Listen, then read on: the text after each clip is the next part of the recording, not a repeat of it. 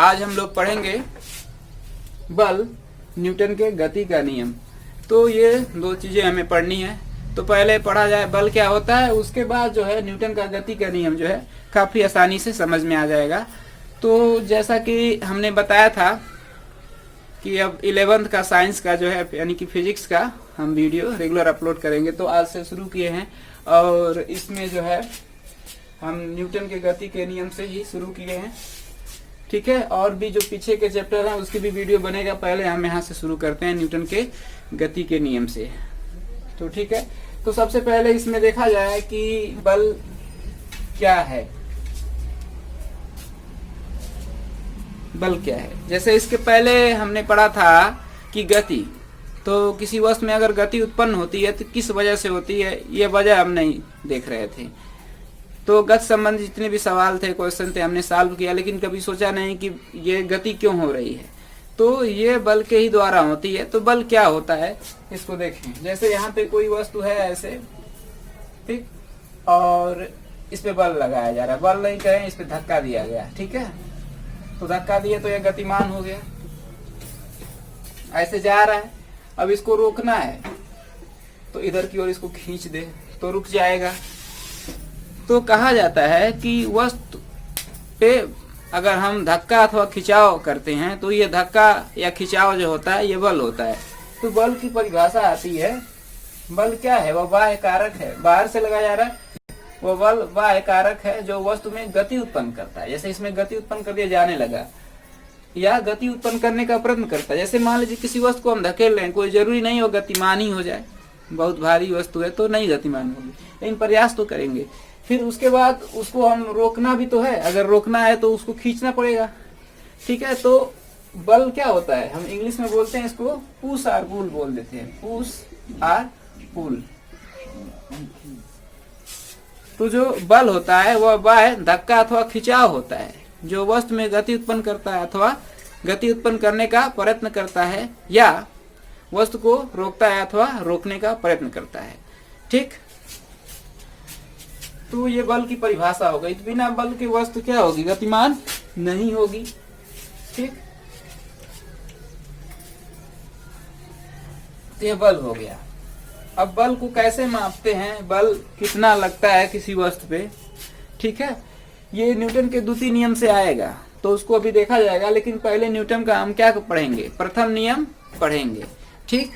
तो देखें, न्यूटन का जो प्रथम नियम है वो जड़त्व का नियम कहलाता है। प्रथम नियम,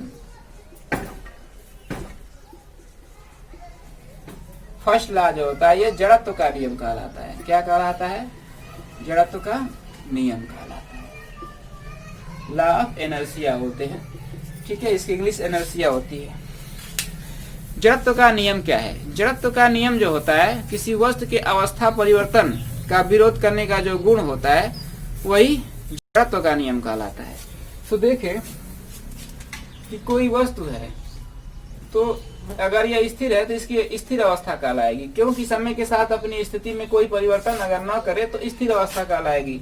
तो अगर इस पे हम कोई भी बल लगाएं या कोई परिवर्तन करना चाहें, कोई चीज का, किसी भी चीज का इसमें परिवर्तन करना चाहें, चाहे इसकी आकृति में, चाहे इसको गति करना चाहें, तो ये अपनी अवस्था परिवर्तन का क्या करती है, विरोध करती है। तो इसी को हम बोलते हैं जड़त्व। यानी कोई वस्तु अपने अवस्था परिवर्तन का विरोध करे तो उसे को हम जड़त्व बोलते हैं। तो वस्तुओं का वह गुण जो अपनी अवस्था परिवर्तन का विरोध करता है जड़त्व कहलाता है। तो अवस्था यह स्थिर अवस्था है, लेकिन अगर ये मूव कर रही, गतिमान है, आगे चल रही है, तो इसकी अवस्था क्या होगी, गति की अवस्था होगी। तब भी अगर इस पे रोकने के लिए बल लगाएं तो तुरंत नहीं रुक जाएगा, कुछ देर बाद रुकेगा, क्योंकि इसमें जड़त्व है। अगर गतिमान है तो गतिमान ही रहना चाहेगा। जैसे फैन है, चल रहा है, उसको स्विच ऑफ किया, फैन बंद किया, तब भी कुछ देर तक रोटेट करेगा, उसके बाद रुकेगा, क्योंकि वह गतिमान है, रोटेट कर रहा है, घूर्णन कर रहा है, तो घूर्णन ही करना चाहेगा, ठीक है। तो इस तरह से साइकिल ही चलाते हैं, अगर हम ब्रेक मारते तुरंत नहीं रुकती, थोड़ा सा घिस करके आगे जाती है, क्योंकि गतिमान है तो गतिमान ही रहना चाहेगा। तो इस तरह से स्थिर है तो स्थिर ही रहना चाहेगा, यही अवस्था परिवर्तन का विरोध कहलाता है। तो इसमें लिखेंगे वस्तुओं का वह गुण जो अपनी अवस्था परिवर्तन का विरोध करता है जड़त्व कहलाता है। अर्थात कोई वस्तु स्थिर है तो स्थिर रहना चाहेगी, गतिमान है तो गतिमान रहना चाहेगी जब तक कि उस पर बाह्य बल न लगाया जाए। तो यह जड़त्व की परिभाषा हो गई, आप लिख लीजिएगा। ठीक है, इस तरह से ये जड़त्व हो गया।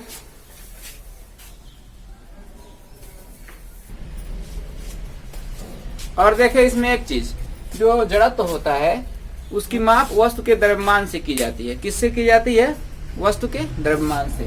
वस्तु का द्रव्यमान जितना ही अधिक होगा, यानी लीजिए ये m बराबर ये 2 kg है तो इसका जड़त्व कुछ होगा, लेकिन यही 3 kg हो तो इसका जड़त्व और अधिक होगा। अगर ये 50 kg हो जाए, 50 किलोग्राम हो जाए, तो अगर इस पे बल लगाएंगे तो आसानी से गतिमान नहीं होगा, यानी अपने अवस्था परिवर्तन का ज्यादा विरोध करेगा। तो वस्तु के जड़त्व की माप जो होती है उसके द्रव्यमान से की जाती है। ठीक, क्लियर? तो ये हो गया। अब द्वितीय नियम इसमें देखा जाएगा। द्वितीय नियम यहाँ लिख लिया जाए। द्वितीय नियम,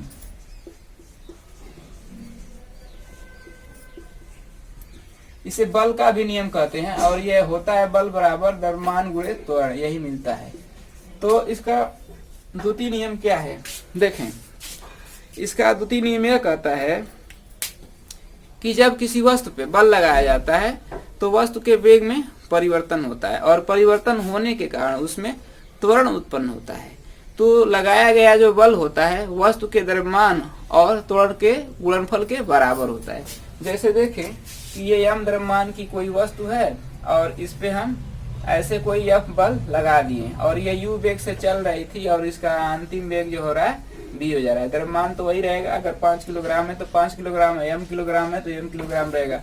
तो वेग जो है बदल गया, तो वेग में परिवर्तन हुआ, और वेग में परिवर्तन किसी समय के साथ होगा। मान लीजिए डेल्टा t समय में u से v हो जा रहा है। तो त्वरण क्या होता है? वेग परिवर्तन बटे समय अंतराल होता है। तो वेग परिवर्तन मान लीजिए डेल्टा v है और समय अंतराल क्या है? t। तो ये क्या होगा? त्वरण उत्पन्न हो जाएगा।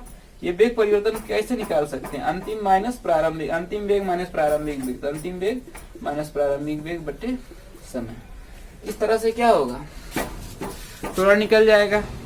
तो न्यूटन का द्वितीय नियम यह कहता है कि जब किसी वस्तु पे बल लगाया गया या बल लगाया गया तो उसके वेग में क्या हुआ? परिवर्तन हो गया, u से v हुआ, तो उसमें एक त्वरण उत्पन्न हुआ। तो जो लगाया गया जो बल होता है F जो होता है वस्तु के द्रव्यमान, तो मान ये, और जो त्वरण उत्पन्न हुआ A उसके गुणनफल के बराबर होता है। तो F बराबर क्या हो गया? m में हो गया। तो आप इसको लोग लिख लीजिए, न्यूटन का द्वितीय नियम। इसमें लिखेंगे कि जब किसी वस्तु पे बल लगाया जाता है तो वस्तु के वेग में परिवर्तन होने के कारण उसमें त्वरण उत्पन्न हो जाता है। ठीक, और तब यह लगाया गया बल वस्तु के द्रव्यमान और उसमें उत्पन्न त्वरण के गुणनफल के बराबर होता है। ठीक, इतना लिख लेंगे। उसके बाद लिखेंगे, यदि इसको थोड़ा मिटा दें,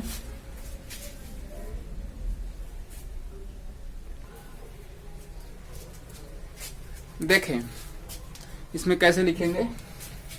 यदि वस्तु का द्रव्यमान m है और उस पर F बल लगाया जाता है और वस्तु का प्रारंभिक वेग u हो, यानी कहेंगे m द्रव्यमान की वस्तु प्रारंभिक वेग u से चल रही थी और उस पर एक बल F लगाया गया, तो डेल्टा t समय पश्चात उसका जो वेग हो रहा है वह v हो जा रहा है। ठीक है, तो न्यूटन के द्वितीय नियमानुसार लगाया गया बल क्या होगा? वस्तु के द्रव्यमान और उसमें उत्पन्न त्वरण A के गुणनफल के अनुक्रमानुपाती होगा। तो F बराबर m में आप दिखा देंगे। ठीक है, तो F बराबर m में होगा। तो F बराबर यानी बल होगा, m क्या हो गया? द्रव्यमान, और ये त्वरण। तो बल बराबर जो होगा द्रव्यमान गुणे त्वरण। ठीक है, इसका मात्रक कैसे आप लिखेंगे? तो इसका मात्रक जो होगा द्रव्यमान का मात्रक गुणे त्वरण का मात्रक, क्योंकि इसके बराबर है। तो बल का जो मात्रक होगा क्या होगा? द्रव्यमान का मात्रक गुणे त्वरण का मात्रक। द्रव्यमान का मात्रक किलोग्राम और त्वरण का मात्रक मीटर प्रति सेकेंड स्क्वायर। तो एमकेएस पद्धति का ये मात्रक है। और इसी को इतना बड़ा न करके क्या कहते हैं? न्यूटन बोलते हैं। इसको क्या बोलते हैं?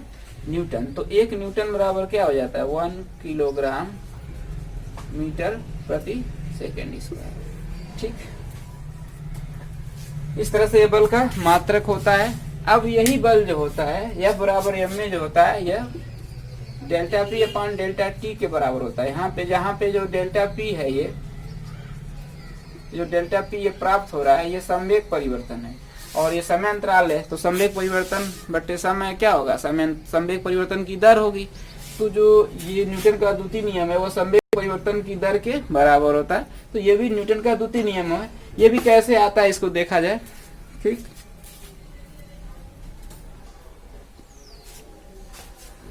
तो आइए देखा जाए। मान लेते हैं m द्रव्यमान की कोई वस्तु है जिसका प्रारंभिक वेग u है। जब इस पे F बल लगाया गया तो डेल्टा t समय पश्चात इसका वेग क्या हो गया, v हो गया। ऐसे लिख देंगे। ठीक है, तो इसमें उत्पन्न त्वरण क्या होगा, a होगा। तो संवेग इसमें क्या होता है ये जाने। संवेग जो होता है द्रव्यमान गुणे वेग होता है, यानी कोई वस्तु गतिमान है तो उसके पास कुछ न कुछ वेग है और उस समय उसका द्रव्यमान भी होगा। तो उस द्रव्यमान और वेग का जो गुणनफल होता है वो संवेग होता है। तो संवेग जो होता है द्रव्यमान गुणे, यहाँ पे लिख देते हैं, संवेग बराबर जो होता है द्रव्यमान गुणे वेग। ठीक, संवेग बराबर क्या होता है, द्रव्यमान गुणे वेग होता है। ध्यान दें। तो यहाँ पे इसका द्रव्यमान क्या होगा, संवेग क्या होगा, तो संवेग मान लेते हैं P1। क्यों मानेंगे, क्योंकि द्रव्यमान तो बदलेगा नहीं, लेकिन वेग बदलने से क्या होगा, संवेग अलग अलग होंगे। तो यहाँ पे देखें वेग अलग है, यहाँ पे वेग अलग है। तो यहाँ पे P1 क्या होगा, द्रव्यमान गुणे वेग, द्रव्यमान m है और संवेग वेग u है। तो m इंटू यू द्रव्यमान गुणे वेग। यहाँ पे भी संवेग अलग होगा क्योंकि वेग बदल जा रहा है। तो P2 बराबर क्या होगा, दूसरा संवेग P2 बराबर द्रव्यमान गुणे वेग, यहाँ वेग क्या है v, m इंटू v। तो इसको m भी लिख दें डायरेक्ट। ठीक, और ये पर देखिए P1 से P2 क्या हुआ, डेल्टा t समय में हुआ। तो डेल्टा t समय में, डेल्टा t समय में संवेग परिवर्तन कितना हो रहा है, t समय में संवेग परिवर्तन अगर निकालें तो ये क्या है, P2 माइनस P1 है। अंतिम माइनस प्रारंभिक कर देंगे, P2 माइनस P1। इसको डेल्टा p से दिखाएं तो देखें डेल्टा t समय में, डेल्टा t समय में संवेग परिवर्तन निकाला गया है। तो एकांक समय में संवेग परिवर्तन क्या होगा, तो डेल्टा t से हमें भाग देना पड़ेगा। तो एकांक समय में संवेग परिवर्तन क्या होगा, डेल्टा p अपॉन क्या होगा, delta p upon delta t होगा। तो एक ये लिख नहीं रहे हैं, यहाँ पे लिखेंगे एकांक समय में, क्या लिख ही दे रहे हैं, एकांक समय में संवेग परिवर्तन। तो ये क्या होगा, t से भाग दे देंगे। एकांक समय में संवेग परिवर्तन को क्या बोलते हैं, तो इसी को हम आगे चल के दिखाएंगे। Delta p upon delta t क्या होगा, ये बल के बराबर होगा। तो ये संवेग परिवर्तन होगा। अगर संवेग परिवर्तन को समय से भाग देंगे तो संवेग परिवर्तन में समय से भाग देंगे तो संवेग परिवर्तन की दर कहलाएगी और जो होगी वो बल के बराबर हो जाएगी। तो अब यही हमें क्या करना है, प्रूव करना है, यानी यही दिखाना है, इतना। तो आगे देखिए कैसे दिखाएंगे इसमें।